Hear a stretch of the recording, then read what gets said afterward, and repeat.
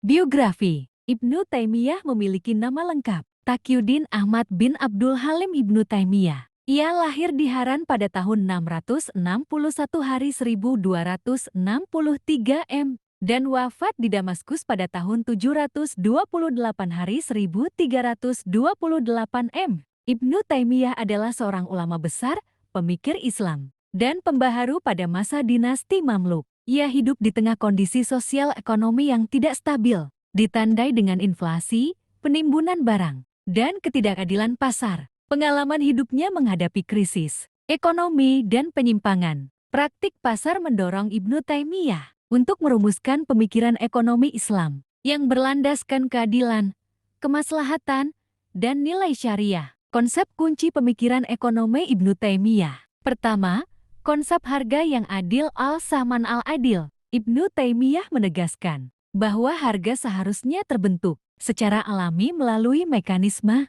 permintaan dan penawaran. Kenaikan harga bukan selalu akibat kezaliman pedagang, tetapi bisa disebabkan oleh kelangkaan barang atau meningkatnya permintaan. Namun, jika terjadi kecurangan, seperti penimbunan ihtikar atau monopoli, maka negara wajib turun tangan untuk menegakkan keadilan pasar. Contoh penerapan saat itu, pada masa Ibnu Taimiyah, pemerintah Mamluk mengintervensi pasar ketika pedagang menimbun gandum sehingga harga melonjak. Intervensi dilakukan untuk melindungi masyarakat miskin. Kedua, larangan praktik ekonomi zalim. Ibnu Taimiyah dengan tegas menolak praktik riba, penipuan, monopoli, dan eksploitasi ekonomi. Menurutnya, aktivitas ekonomi harus mencerminkan kejujuran, keseimbangan, dan tanggung jawab sosial. Contoh penerapan saat itu, ia mendorong pengawasan pasar hisbah agar pedagang tidak mengurangi timbangan dan tidak mengambil keuntungan berlebihan.